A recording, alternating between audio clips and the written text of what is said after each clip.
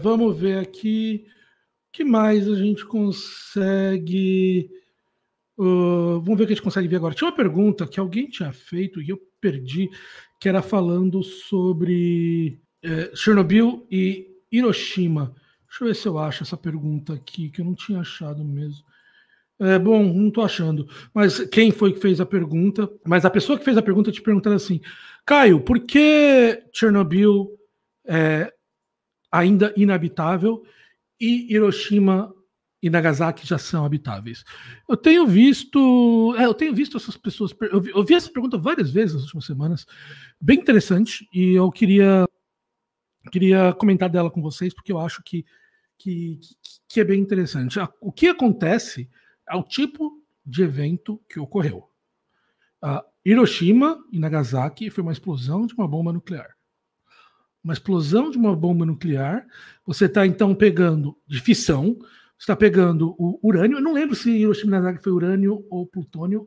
Quem sabe mais? Eu acho que Hiroshima foi plutônio e Hiroshima foi urânio e Nagasaki foi plutônio. Eu acho, não tenho certeza aqui. Se eu estiver errado, me corrijam aqui nos comentários.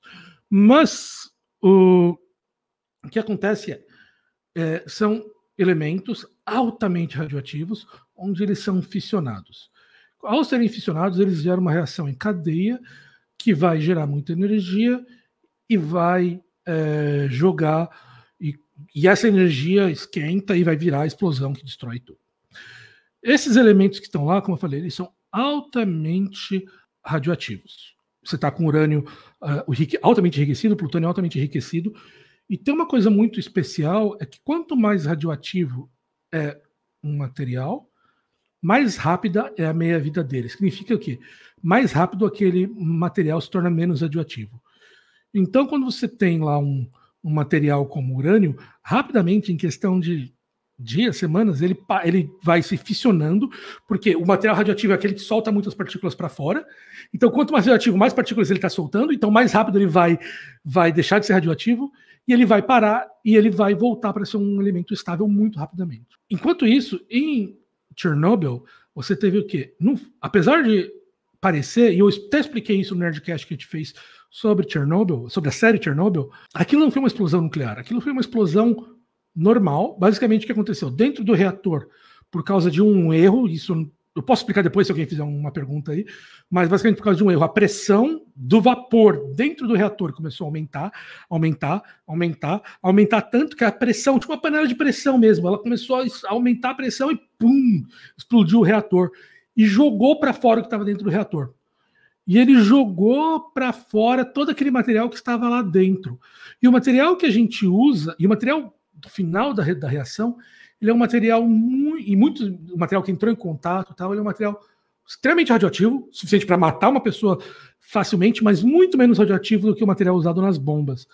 Então, o tempo que ele demora para se fissionar é dezenas de milhares de anos, diferente do caso do material do urânio que se fissiona em minutos, horas, não, minutos é exagero, mas dias, semanas, meses, anos. Enquanto o outro demorar dezenas de séculos para poder, centenas de milênios para poder ser decaído. Então a diferença grande entre Hiroshima e Nagasaki é Hiroshima e Nagasaki foi uma bomba que utilizava materiais altamente radioativos que decaem muito rápido. Chernobyl foi resultado de uma exposição do núcleo que levou esses materiais menos radioativos, com uma meia-vida mais longa, para o local, então vai demorar muito tempo até eles saírem. Essa é a grande diferença, e é por isso que, apesar de você ter falado a energia disposta em Hiroshima e Nagasaki ser ordens de grandeza maior do que o que surgiu em Chernobyl vai demorar ainda milênios para poder voltar a ser reabitável, enquanto Nagasaki e Hiroshima já estão lá. O Miguel Mota, um buraco negro radia, só uma correção aqui, irradia, só para poder te falar, porque o termo em português é radiação, mas radia a temperatura como uma estrela normal. O que você quer dizer com uma estrela normal? Se eu chegar em torno dele, eu vou pegar um calor vindo do centro? Nesse sentido, sim. Mas o processo que faz o buraco negro gerar calor não é o mesmo processo que faz uma estrela gerar calor. Uma estrela gera calor por fusão nuclear. basicamente uma estrela tipo Sol, uma estrela do tipo comum, esqueci o nome agora, o termo correto, espectro comum, espectro padrão, não esqueci o nome agora em português. Essa estrela, ela gera basicamente por fusão de hidrogênio com hidrogênio, essa fusão gera hélio, e basicamente existe um déficit energético entre um átomo de hélio e 2 átomos de hidrogênio. Os 2 átomos de hidrogênio têm uma massa total maior do que um átomo de hélio. Então, quando você gera esse átomo de hélio, você basicamente gera uma situação onde ele vai ter menos energia. Essa energia é o calor que gera o calor das estrelas. Isso basicamente é como é fusão nuclear. É o método mais eficiente que existe no universo para gerar energia. Quando você passa para um buraco negro, a coisa que acontece no buraco negro, como ele gera calor, ele gera muito pouco calor, muito pouco. Milionésimos de Kelvin, isso é nada. Mas ele gera por um processo que foi descoberto pelo Stephen Hawking, que ele gera uma coisa chamada radiação Hawking, que foi basicamente o que levou ele a ser extremamente famoso, que foi uma descoberta genial. O Hawking provou que existe um fenômeno que ocorre nas beiras do buraco negro, que permite que faz com que ele gere uma pequena radiação saindo dali. O que acontece é que em todo lugar do universo, em todo lugar, aqui, ali, no espaço, qualquer lugar, existe uma coisa que se chama geração de partículas e antipartículas. Então, em todo lugar do universo, por todo tempo, uma partícula e uma antipartícula de todos os tipos, ela é criada, e como elas se atraem, porque elas são partícula e antipartícula, elas se destroem.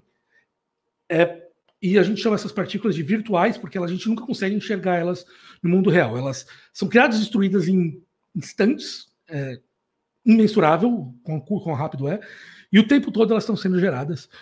E então, quando você vê o universo, o vácuo, não é que ele é vazio, o vácuo está acontecendo um monte de coisas, só que tem esse borbulhar, por exemplo, da geração de partículas virtuais, só que a gente não, como a gente não mede elas, porque elas deixam de existir muito rápido, a gente não vê. O que o Hawking descobriu, e é uma coisa muito interessante, é que eu estou falando agora porque eu estou com um vídeo do Atila. Deixa eu só deixar vocês me verem inteiro aqui. O que o Hawking descobriu é que se você for bem na bordinha do buraco negro, você vai ter essa geração de partículas, mas o que pode acontecer?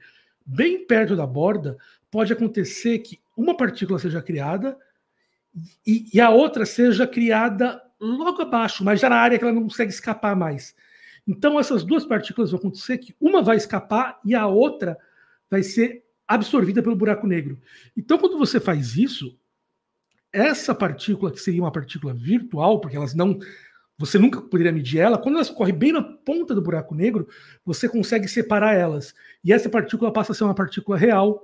E a gente enxerga isso se a gente apontasse um telescópio para o buraco negro, como se fosse um mar de ondas de partículas vindo desse buraco negro, como se ele estivesse emitindo partículas e emitindo calor.